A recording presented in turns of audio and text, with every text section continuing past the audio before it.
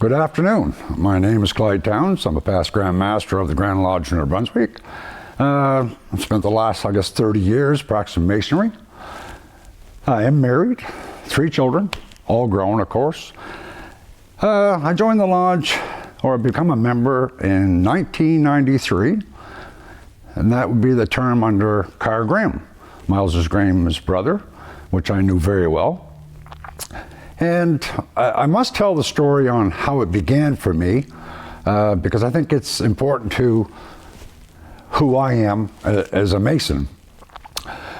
But I was the Bowling president of the Bowling League for many years, and one year I decided, that I would invite the Worshipful Master to join our bowling banquet as a thank you, because our bowling alley was in the basement of the Astor Lodge in McAdam. So it's in the spring of the year, but it was in a snowstorm. It was a nasty night out. So we'd had the banquet upstairs, and the ladies, Eastern Star, did our suppers for us. And the master and I was sitting in the bowling alley. We was all bowling for fun, and masonry didn't come up. And I said to, and his name was Donnie Kenny Sr., he was the Worshipful Master of the time, and I said, Donnie, tell me a little bit about it. He said, are you interested? I said, possibly. Now you got to think about this. This is a snowstorm going on. He's got bowling shoes on his feet, short sleeve shirt on, because the bowling alley's warm and you're in the activities. And he hollered at the scorekeeper and he said to the scorekeeper, I'll catch up when I get back. He kicked off his shoes, put his boots on, hat and coat, and out the door he went. I didn't know what in the hell really happened. And about 10 minutes later he comes in, he was a big man, and he was huffing and puffing, and he knew he'd go then and catch up on the bowling, and he passed me a friend to friend. And that's what started it right then and there. And so I read that. When he got caught up, he came over, he said, what do you think? I said, I'm interested. But I said, Donnie, I got to say to you that I'm not a sideliner. If I'm going to be a part of something, I want to be a part of it. Okay, he said. Next morning, rap come to the door, and a past master walked in with the application. He said, sign here. I said, you want me to fill it all out? No, sign here. So I actually joined, when I came into the craft, there's 3 of us. And after we went through our initiations, and the night that we finished, I was installed as senior steward. There was room, so they put me right in as senior steward. So that started the trip in masonry for me. But if he hadn't have kicked those shoes off, would I be talking here today? Maybe, maybe not. I mean, I was in my 30s then. But anyway, that was my initiation into masonry. And I was fortunate enough that in Astor Lodge, there was a number of really serious Masons. I don't mean academics, book readers, but they were sincere about the craft. And so that was in 1993. Grand Lodge in 94 was coming up, which, as a young Mason, you know nothing about. These older guys said, you'd be ready Saturday morning. We're going to pick you up at 6:30. That's where we're going. It doesn't matter where we're going. Be properly dressed. We're going to pick you up. They took me to Grand Lodge, set me down with them on the sidelines, the place that I sat for many years after, and I said, what's the rules? Sit still, keep your mouth shut, and watch what's happening. So if it hadn't been for those guys that initiated me into the Grand Lodge scene as a Master Mason, no less, and I continued to attend Grand Lodge through all the years. And I can remember that was very important because I was so overwhelmed and astonished by the Grand Master of the day and all the things that was happening, all the faces. It was a wonderful experience. It really was. And so these guys along the way, if they had not done what they had done, would the seed have been set as strong as it turned out to be? And my love for the craft is unmeasurable as far as I'm concerned. There's probably people who love the craft as much as I do, but they don't love it more than I do. past Grand Master, what a friend of mine once said to me, he says, "You're one of the lucky ones. You have masonry in here, but you have it in here as well." So I never forgot those words. So over the time, I get to about, I was worshipful master in 1999. And the past masters came to me and said, "Look, we want you to stay for 2 years." And I said, "Why is that?" They said, "Well, next year is the 100th anniversary of Asher Lodge, and we want you to feel prepared, comfortable, because the Grand Master was becoming, and we want to do it upright." So I was very fortunate to be the worshipful master for a 100th anniversary of Asher Lodge under James Pike as Grand Master. So that was a real milestone for me personally. Then in 2001-2, I had a call from Evan Thomas. He was a candidate for Grand Master, along with Brother Wayne Hitchcock. So at that time, there were 2 lists for officers, and Evan asked me if I'd be interested in being a deacon for his Grand Lodge.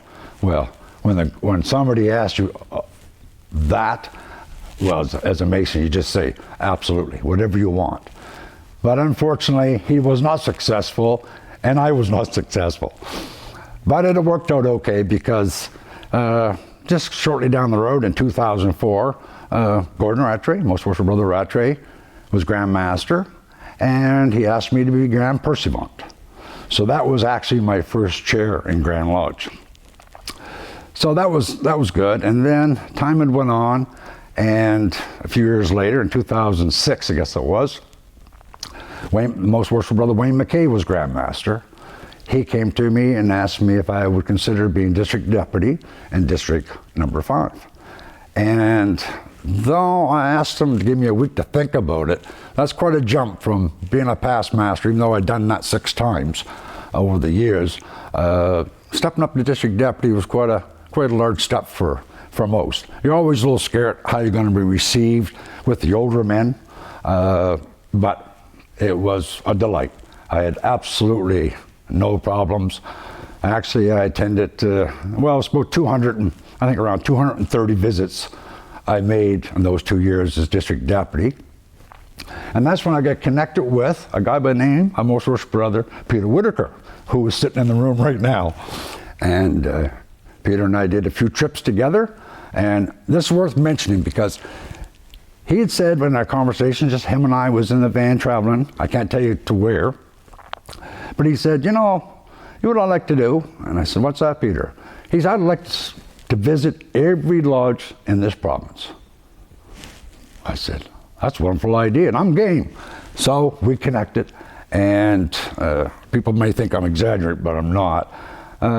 We did over 100 visits a year, over a 10-year period, so we've attended well over 1,000 meetings together. Now, neither one of us did it with the idea of being Grand Master. We just enjoyed the brethren, we enjoyed masonry, and had a wonderful time. But it did work out for us because 2 things happened. One, everybody got to know us. And further to that, I think it was an asset for both Peter and I that we get to know them.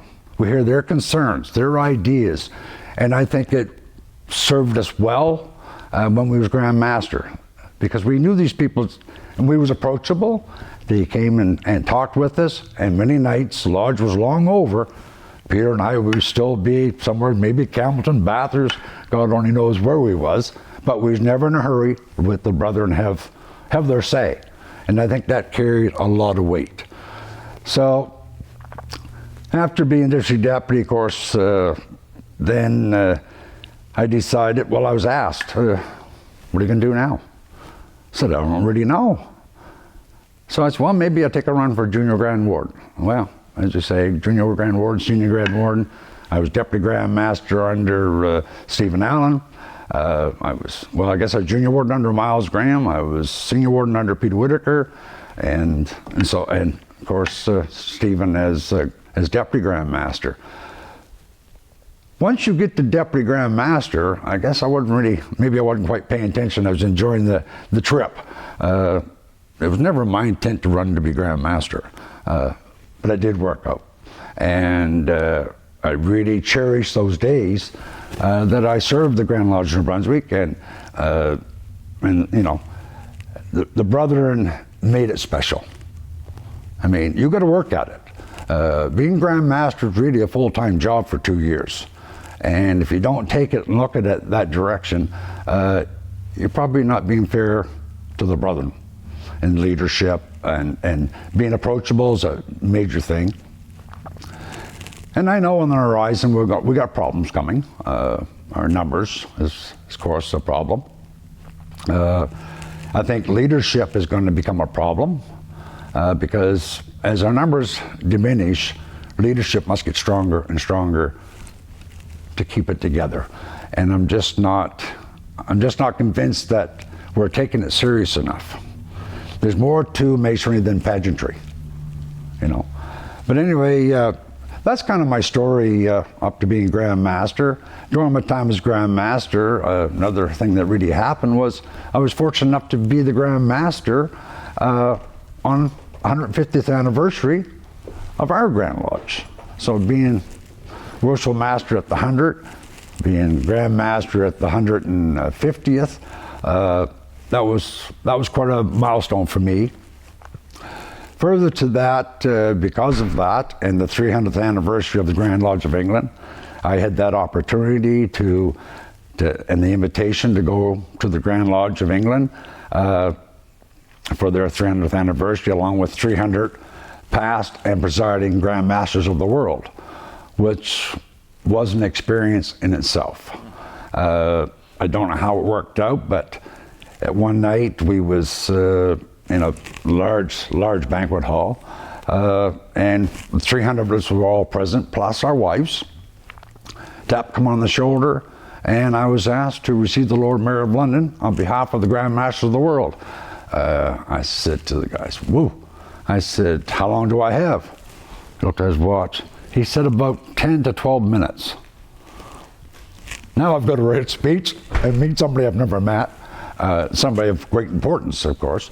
But I pulled it off, so that was a real milestone for me as Grand Master. But visiting the Grand Lodge of England, a guy come up to me, he was some kind of a grand historian. He said, they tell me you're interested in history. I told him that, no idea. He said, come on. So he took me on tours and showed me lodge rooms. He showed me chairs where people of history sat in at one time. So I had to sit in that chair too, for self-satisfaction maybe. But anyway, that's kind of my journey, Bill, in masonry so far. It's not over yet.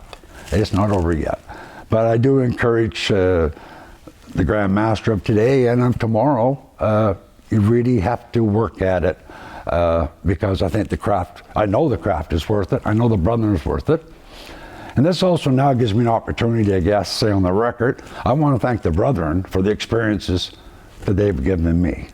And hopefully I'll live long enough to repay those debts. With that, thank you for listening, and thank you, Bill, for doing this.